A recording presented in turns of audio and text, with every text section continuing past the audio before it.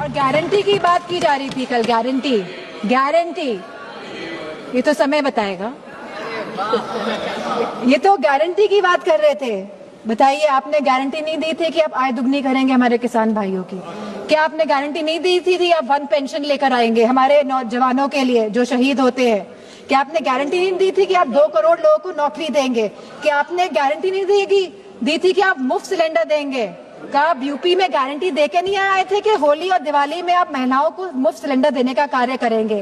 क्या वहां के आवारा पशुओं को आप उनकी जो समस्या है उसको सुलझाने का काम करेंगे? आपने नोटबंदी में भी गारंटी दी थी कि आप आतंकवाद को खत्म करेंगे।